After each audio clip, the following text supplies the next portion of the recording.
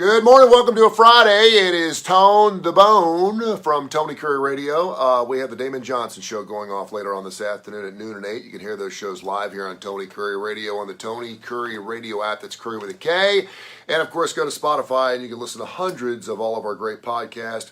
We had Dark Side of the Pooch show recorded yesterday. We do Adapt or Perish. We got Mission Minded. We got Live Wire Wednesday brought to you by Southern Precision Staffing. And we do on Wednesdays. We got Blues Almighty with Austin Hanks, which ran last night. And of course, When in Rome with Stuart Rome from the Woodhouse Day Spa. Not to mention, of course, the Damon Johnson show. So it's going to be great. Happy birthday to Elizabeth Hurley. Whew. Something about her, man.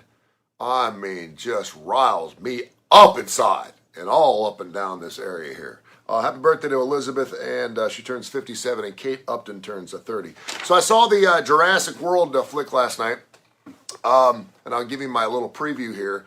I think it was like 80-something% on Rotten Tomatoes, and then by the time the movie actually opened up last night, it actually opens up officially today, but there was a bunch of sneaks last night. I think it's somewhere around 40%. Listen, if you love Jurassic Park and you love the series of movies, you're going to love this movie. It's great. Way too many storylines early in the movie. For like the first hour, it's kind of slow. I mean, it's kind of exciting, but it's kind of slow. And then and everyone was talking about last night, there is one sequence about an hour into the movie where they go into this dinosaur underground black market thing and all hell breaks loose. And it's by far, for me, the best sequence in any Jurassic World, Jurassic Park movie I've ever seen. I've seen them all. Love them. Think they're great. Transform the way we watch movies, the way we see things, and the computer animation is unbelievable. But yeah, there's a scene, it lasts probably about 6 or 7 minutes, that will absolutely floor you, and it's worth the price of admission just for this sequence. When you are watching the movie, if you're going tonight, and you see the part where they're in the underground area of this black market dinosaur selling thing, Al Cooper, good morning, hold on to your ass because it's great. The rest of the movie's pretty good. I think they did a great job of bringing the old crew together with the new crew. Laura Dern, by the way, looks fantastic. So does Sam O'Neill. But they did a great job at bringing it all together and somehow putting a big fat bow on the box. And again, it's 2.5 hours, but it was good. If you like Jurassic Park, you're gonna love this movie.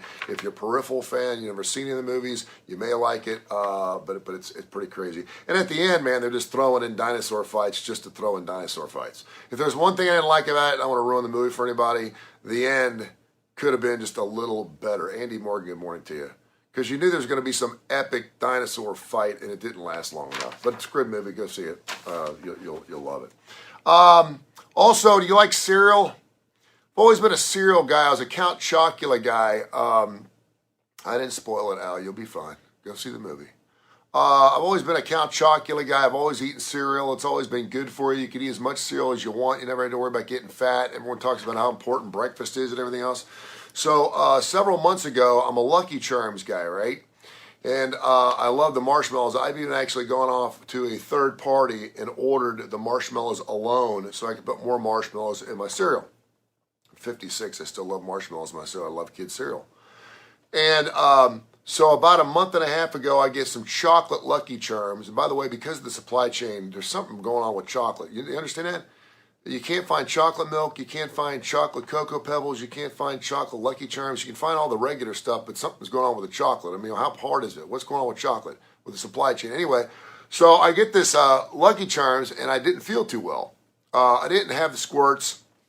I didn't vomit, but I felt like I had the old brick in the stomach, you know? And so then I started reading these stories about how all these people are getting sick by eating Lucky Charms, and they said because of the supply chain, they're using some new dye in their marshmallows to get around something so they could continue to get their cereal out to stores, and it was making people sick. Well, the FDA's investigated, hasn't found anything, but I think a couple of people actually died, but a bunch of people were getting all kinds of them. So I didn't eat any more of that chocolate Lucky Charms, and then I thought, well, maybe if I do eat that chocolate Lucky Charms, maybe for a few days I don't feel like eating, because you know when you feel kind of queasy, you don't feel like eating, you can lose some weight. I thought that'd be a good time to do that for the summertime. Yeah. So I had another bowl of that cereal, and man, it just knocked me out. I didn't feel well, and so I threw the box away. Well, now we're finding out that Cheerios is having the same effect. And you're talking about a dry cereal with no marshmallows. I don't know what the hell they did to Cheerios, but Honey Nut Cheerios. So before you go buy any Cheerios, and I got Honey Nut Cheerios upstairs, a dry cereal, what could possibly go wrong? Check your cereal before you do anything. But a lot of people are getting vomiting and diarrhea. They're having diarrhea problems. Finally, I want to get into this LIV Golf Tour in Saudi Arabia with the Saudis are putting together. 17 PGA players, including Phil Mickelson, Sergio Garcia, and others, suspended from the league yesterday. I'm going to be on the Jay Barker Radio Network later on today at noon, so we'll probably be talking about it. And I know a lot of people have major issues with this huge money grab. There's no way this league can actually make money, but I don't really think they care. It's just a small oil drop in the big bucket of their deep pockets. And I know a lot of golfers have said, listen, I got to do whatever it takes to provide for my family. And certainly, if you're being offered $125 to $200 million just to sign with the league, that'd be something that you'd have to consider. There's two things that bother me about this. First of all, I don't think the majority of the golfers who have signed on with this LIV Golf Tour need the money. Now, I know that just because you're making $10 million a year doesn't mean you have $10 million in the bank. Half it's going to taxes. You increase your way of life, and next thing you know, you're spending more than you got going. And that's why Elton John's broke. I mean, how's that even flipping possible? How does Elton John have to stay on the road because he's broke? It's impossible, right? Michael Jackson was broke. How's that possible? So I understand how you can be making millions and millions of dollars and be broke and need to get some extra money. And I think a lot of people think that Phil Mickelson's probably in that same boat because he's a gambler and he had the stock thing. He's had some issues. But at the same time, what is your soul worth when you know that the majority of the terrorist attacks in 9/11 were Saudis? Not painting them as bad people, but there's obviously a connection there. And certainly their human rights records just plain suck. And even Phil Mickelson has talked about just how lousy their human rights are over there. And so I wonder, first of all, we will sit there and get on our high horse and say, I would never do that. That's disgusting. They were somehow directly related to 9/11 and their human rights are terrible and they kill gay people and what are we doing here? Why are these guys even defecting and going to this league despite the money? What's your soul worth? We say that because we know we'll probably never be offered that opportunity. It's really interesting how many times on Curry and Claypo on the Tony Kurre Show where people will be offered large amounts of money for years of their life. Like if you're 55 years old and I say, listen, you can live to be 70 and I'll give you $10 million, but you can't live a day past 70, would most people take it? And I know some people go, you know what? I think I might take that deal just to know that I don't have to worry about money anymore. Of course, your wife and your kids probably wouldn't feel the same way because it ain't all about the money. But at some point, and again, you think how many people... There was a guy in Colombia several years ago. I saw it on a 60-minute story. Just go with me here on an analogy. And the guy was making, I don't know, like $6,000, $7,000 a year. He had 5 children. He had never had any problems with the law. Good family man, well respected in his neighborhood. Went to church, did the whole 9 yards. Well, he's going through TSA down in Bolivia, and he gets picked to be pulled aside for searching.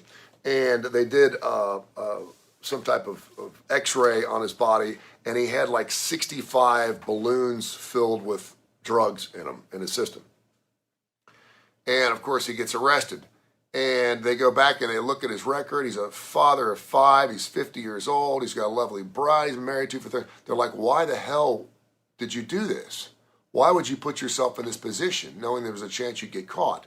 And he said, they offered me $60,000 for this one-time deal to walk through, get it through, thought it was safe, and it was life-changing money for me. It was 10 years of employment for me. And so, I mean, I understand. I don't know where people are financially. I don't know where they are in their lives. But when you're willing to make deals with the devil and you're willing to sell your soul for the wrong reason, there's always a catch to it on the other side. Karma's a bitch, man. It always comes back to get you. So be careful with that. But yeah, these golfers are making millions and millions and millions, hundreds of millions of dollars to go check out this new tour. And quite frankly, if you're looking at your legacy and how you're going to be viewed throughout the rest of your life, Phil Mickelson's dead to me. I'm done. I mean, I've always giving that goofball an opportunity to be a smirky look. And I've heard stories about him being a swinger, and I think that he's a big gambler, and maybe, I don't know, Phil Mickelson from Adam's House Cat.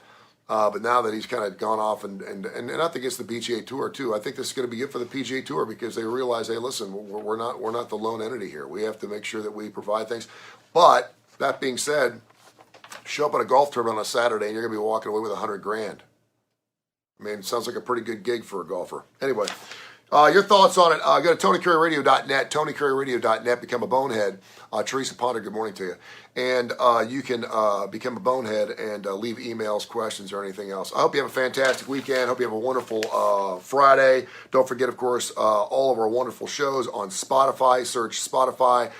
Anywhere you get your podcast, just search Tony Kurre Radio or Tony Kurre Live. It's Kurre with a K, and you can listen to all of our great shows. They're fantastic.